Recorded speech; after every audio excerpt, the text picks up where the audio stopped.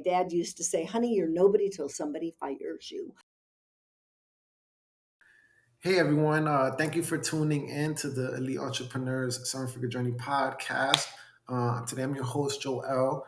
And today we have Cynthia Kay from thinkck.com here to bless us with her, story, her journey, her lessons that she's learned along the way. Cynthia, I would love, for you to, share a little bit about who you are and how you got started, and we could just take it from there. Oh, thank you. Well, first of all, thank you so much for the invitation. I always consider it to be such a great honor and a blessing when someone wants to chat. And so I appreciate the opportunity. So I run a media production and communications consulting company, and I have been in business for over 37 years, which is a very long time. And yet it feels like a nanosecond. It's really interesting. But I started out like most people do, thinking I was going to do one thing in life and, twists and turns, and ended up doing something different. But I learned a lot about what I know in business from my dad. And from the time that I was little, I worked in his dry cleaning shop. And so I love to say business was a little messy, and I learned a lot about how to clean it up. But it was definitely kind of something that spurred me on to want to someday own my own business. And I went to Michigan State, got my degree in TV and radio with a double major in communications and music, and went on to work in broadcasting for a number of years, and then really got the itch to open my own business. Okay, yeah, yeah, that's definitely a long time, 37 years. Mhm. I'm sure you have a plethora of stories, to share here, and maybe I should give some a context, right? So our audience here, is primarily seven figure business owners who maybe just crossed that $1 million a year threshold. Maybe they're struggling with leadership, Mhm. how to effectively lead their teams towards their mission, vision, all of that really good stuff, Um, what are maybe just out the gate, right? Some of the lessons that come or experiences that have come to your mind regarding those things. Well, it's interesting because I think everyone thinks about having a leadership style, right? I would tell you that I truly believe leadership has changed dramatically over the decades that I have been in business. When I first started in business, I think people expected the leader to be the person who was always out front and had all the answers and was driving the bus. And to some degree, that is still true today. But I think leadership is much more nuanced. And I truly believe that if you have crossed that threshold of beyond $1 million, you will find that your leadership has to change, because you can't run a business or lead a business in the same way that you could when you were a smaller entity. So, a couple of things that I will tell you I've just learned over the years is that I don't need to know it all. I think that's a really important leadership lesson, that I think you need to surround yourself with good people. You need to remember that you don't know it all, but find ways to ask people to help you. Throughout my time in business, I find it fascinating that God has always put somebody in my way to help me get to the next place, and that person has really challenged me to think about how I'm doing things. So I see leadership as more of being a servant leader, teaching people, being the model, and always asking those around you to contribute, and really focusing on what the journey is, not any one point in time, because the operation that I run today is very different than the operation that I started when I was first in business.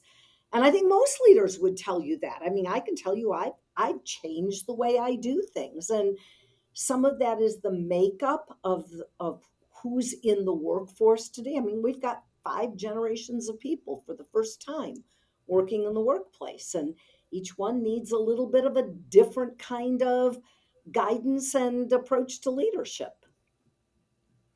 Yeah. Thank you for sharing that. For sure.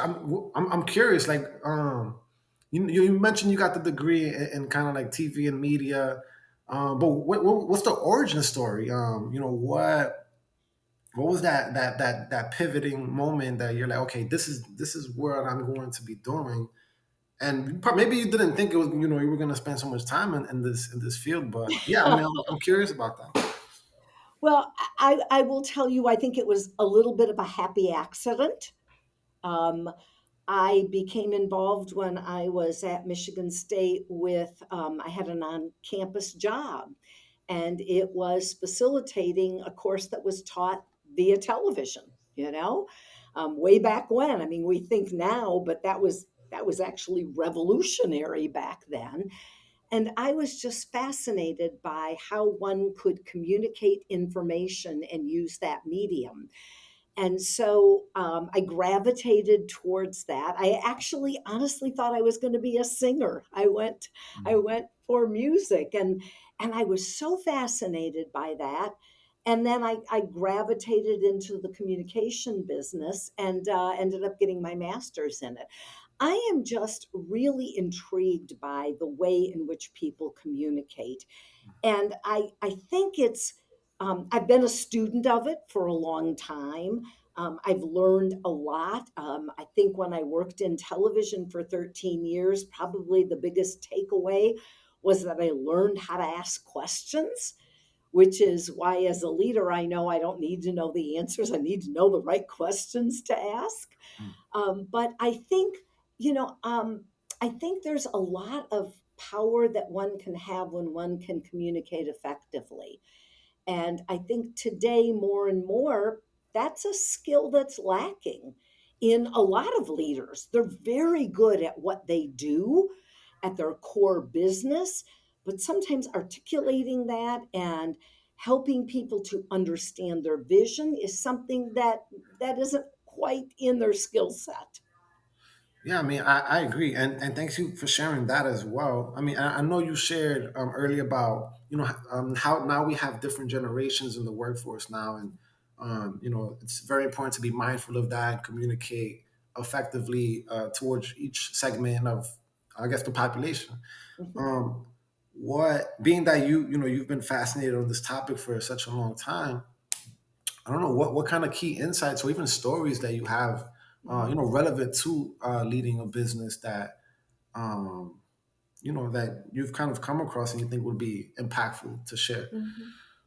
Well, I think that today there are a lot of people who think of communication as an afterthought.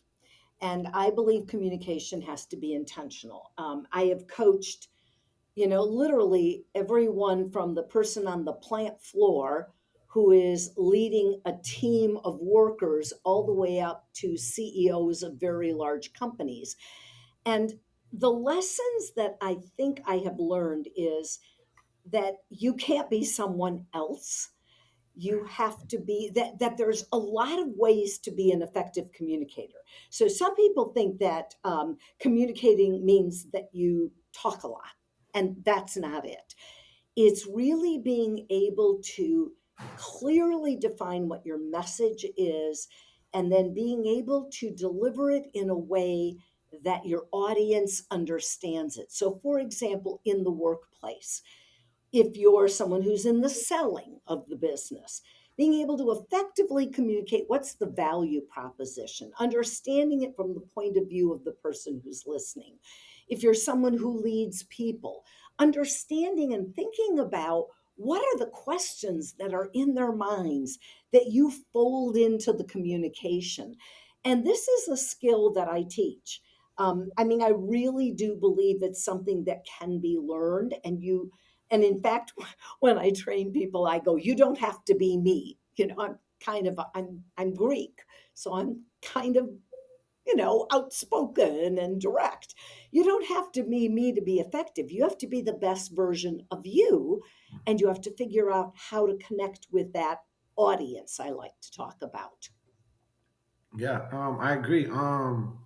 Communication, even learning, I guess, things like persuasion. I mean, there's so much in the field of, I mean, and today's day and age, branding, like branding is such a huge Hmm. thing.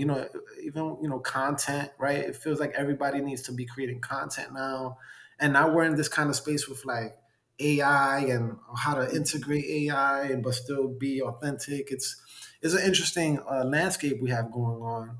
Um, But I think, you know yeah. what, when it comes to business, I often talk about, if you don't have a story, if you can't tell the story of your business and the value that you present to someone, that's what's going to engage people. And I believe in the use of AI where appropriate. I also think there's places where it can hurt you, but I think that, you know, people have such great stories to tell about how they got into business. And, I tell the story about one of the biggest things that happened to me in my lifetime is I got fired. And that's what really was I call it that moment in time where I had to decide what it was I wanted to do. Did I want to continue in broadcasting? Did I want to go get a job working for someone else, or did I want to start that business and grow that business and, create wealth for families? And, those moments when things happen, and when I tell that story about, I literally got fired. And, my dad used to say, honey, you're nobody till somebody fires you. and, and I do believe that. But, that to me was one of those defining moments of really getting clarity about why I wanted to start a business and what I wanted to do with it. And I tell that story. And I think that resonates with people. Yeah, I think that's I agree, and I think that's probably we could even overlap that with leadership, right, and communicating with your team effectively, right. So Hmm. maybe being able to articulate the story behind the business and tying that in with the vision, right, and even the core values of the business, right, and making sure that I guess you yourself are being replicated as best as possible Hmm. towards ultimately getting the business to where you want it to be, right? Today, we work in a team environment. Most businesses, even where there's individual performers, I still believe there is that need for the team. And that's why I think communication is so important today. And teaching people skills about how to be influential, how to brainstorm and be respectful of opposing ideas, and getting people to, understand the importance of the initiatives that you're doing in business.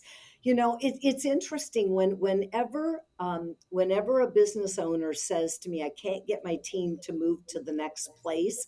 It's not usually about they don't have the products or the services or the processes. It's that they've not been able to communicate effectively to their team what they need to do and why they're doing it.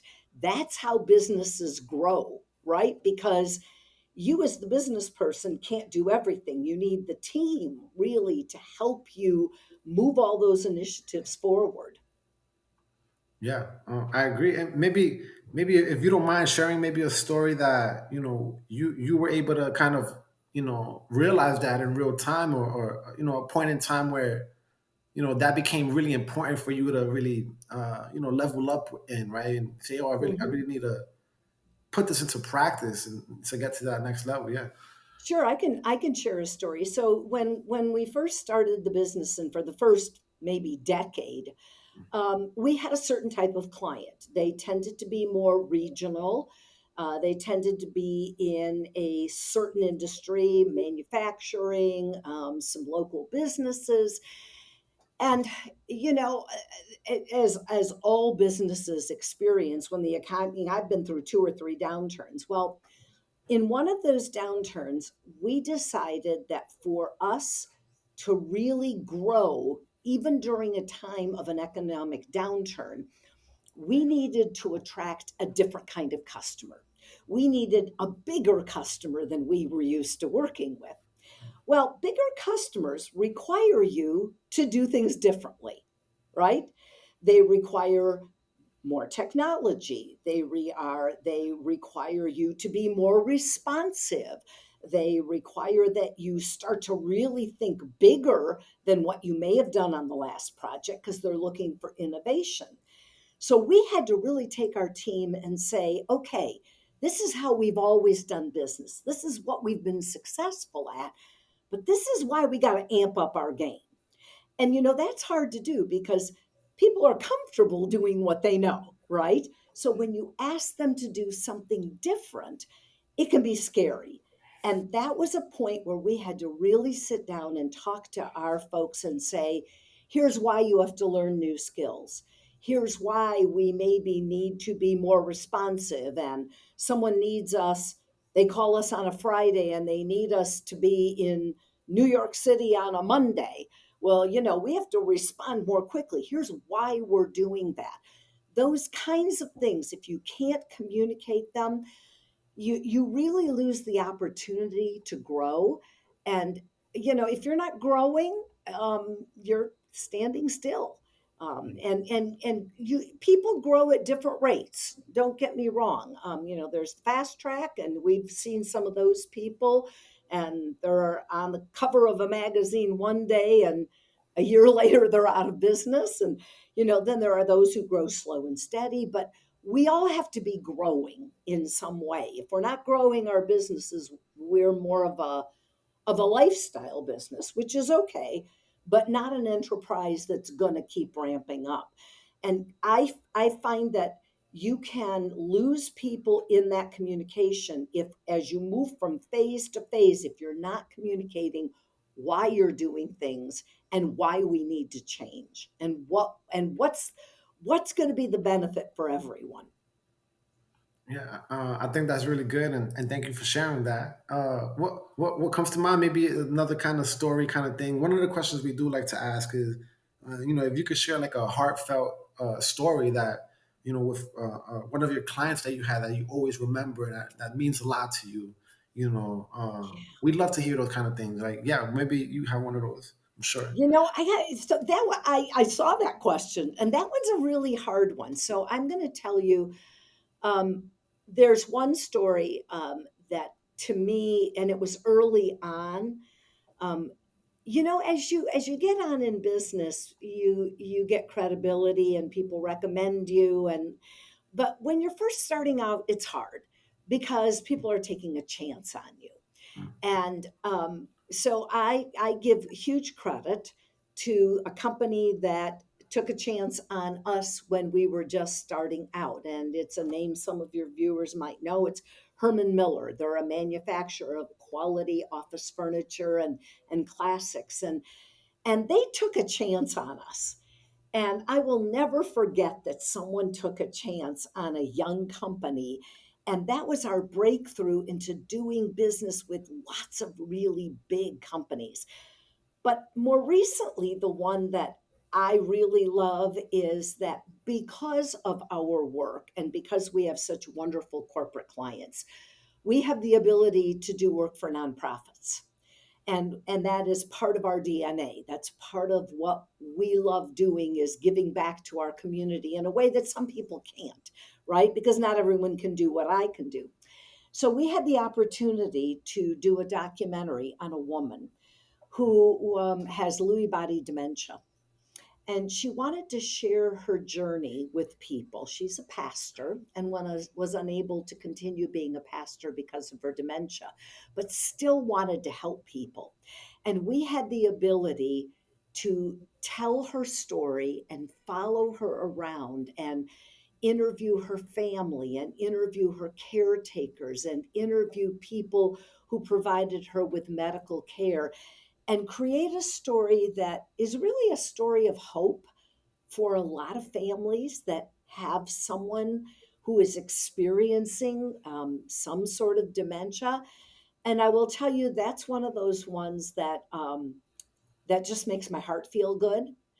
And so being able to tell that story is one of the things that I really love. And I think this is also a leadership lesson for people, is that when you have been given opportunities, being able to use what you have and give back to your community, there's no better feeling than that.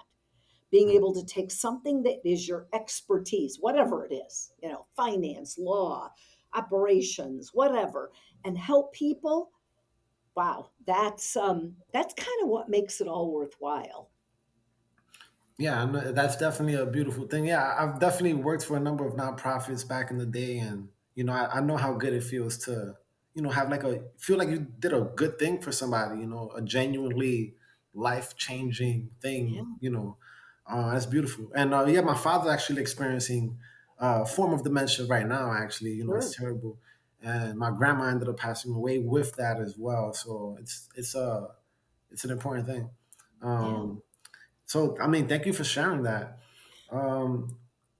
Um, maybe you know what? Let's kind of go off script here a little bit, and absolutely. since since you're pretty much in the media world, what's your current take on content, right? Like for the business owner that Mhm, really maybe hasn't been doing too much social media mhm. or anything like that. Like, what are your thoughts on that? Yeah. Well, for one thing, I'm going to tell you, and I'll just be honest. There's a lot of poor content out there. Mm, There's a lot of I'm just going to call it fluff, mm, but that isn't really valuable to people. And so when I work with people or when I talk with people, I say it's a big mistake just to communicate for the sake of communicating. I mean, and I know people, you've got to be out there, you got to be sharing, I think it creates noise. mm, I am much more about how do you create quality content that connects and giving people something of value that they can use. So, my advice always to people is that, and I actually teach a course called the Art of Business Storytelling for a foundation. And I think it's really important for people to get their story down and to understand what it is that they do, and to, if you have insights, to share those insights. But I don't think you need to be out there blasting people. And I think people get annoyed. So I always like to say, find a platform or two, but you can't be everywhere. So for some people it's LinkedIn, for some people it's Instagram, for other, I mean, whatever it is, you don't need to be everywhere. You need to be in the places where you're attracting the people you want to be connecting with, right? So doing it well on those platforms to me is really key. I also think that you have to really start to think about, as your company expands and gets bigger and grows, it is harder to communicate, right? Because now you've got people coming into your organization and you have to help them understand the story. You have new customers. So you have to be intentional about what you do. Or frankly, you can waste a lot of time and a lot of money. So so I think, and I caution people about using AI in some sense. I think it's great for thought starters. I think it's great to help people maybe get a framework or understand what people want. But if you're relying on it too heavily, you sound like everyone else. There's nothing that sets you apart from the other folks that do what you do. So might be a little more effort, but I think you don't want to your story is your story. It's a treasure, right? It's an asset. So you want to be careful about constructing it and using it. I love that what you just said. Your story is an asset. I think Hmm. that's amazing. I've never heard it that way, so I'm gonna roll with that one. I love Have that. you heard the one, people do business with people? Of course, yeah. Because, okay, so, and to do business with you, you have to have a story, Mm, right? So that's where that asset comes in. I love that. Yeah. Maybe one of the last questions, maybe here, your vision, right? What is your vision for for the company and for yourself? Like what does that Yeah. look like? Well, it is interesting that you talk about that because I am talking to right now. In fact, I'm working on my next book, and it's all about legacy. It's all about what is it that you want to be remembered for, or what kind of a mark can you make in the world around you today? Um, I think in my earlier years, I was so concerned about growing the business as all of us are, right? And weathering the storms that come up and moving it. I am very fortunate to have the best people on my team that I've ever had. And so helping them to develop my legacy now is helping them to find their path, helping them to take the business to the next level because it requires new thinking. It requires being able to empower other people to do that. My legacy now is that I am working with small businesses and with individuals and mentoring and creating content and sharing stories and speaking. My goal is to help other people become the best version of themselves, to help small businesses figure out how to grow and how to advocate for themselves. So I'm moving more into the consulting and helping the people who are on my team really kind of soar to the next level. Awesome. I love it. I love it. I think it's beautiful. Maybe even just to wrap it up, any other maybe lessons that come to your mind that you feel like would be extremely valuable for anyone tuning in who, you know, to take away from? Well, I think You've said a lot already. You've said a I, lot of amazing, you great know, things. so you know what? I think there is one lesson that my dad taught me, and my dad was a dry cleaner, right? And he was also a CPA by background, but he ran a small business. I really think the lesson that I have learned in my life is to remember that change is good and that they can't pay you enough money to do a job you don't love. And so I think, as you move through your career, if you stop loving what you're doing, it's time to make that change and to do something new, to find that new adventure. Um, don't just be satisfied with kind of putting in the time and being a clock watcher. Find where your passion is because the people that I know, and some of them are serial entrepreneurs, right? They've grown a business, they've sold it, they've started a new business, but do what you love because you spend a lot of your time doing it. And so to me, that's the lesson. Every day I get up out of bed and I'm delighted to be able to do what I do. I know people who aren't that fortunate. And so I just encourage people to kind of do that mental checklist every so often. Do you still love it? And if not, should you be thinking about the next thing? Got it. I love that. Do what you love.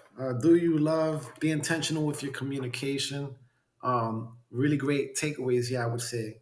Cynthia, Yeah. thank you so much for being a guest on the podcast. Really appreciate it. Oh, my Um, pleasure. and where can people best find you at? Well, there's a couple of ways. So, obviously, Cynthia at thinkck.com. If people are interested in learning more about what I do, here I'll show you this small business, big success. What I love about this book is it's not just my story. As a journalist for years, I have interviewed people all over the country. And so their stories are in this. And it's what success means to different people. So, if people are interested, go on Amazon. I'd appreciate any feedback people would have on the book. Okay. All right. Well, thank you again. And thank you, everybody, for tuning in. Till next time. Thanks.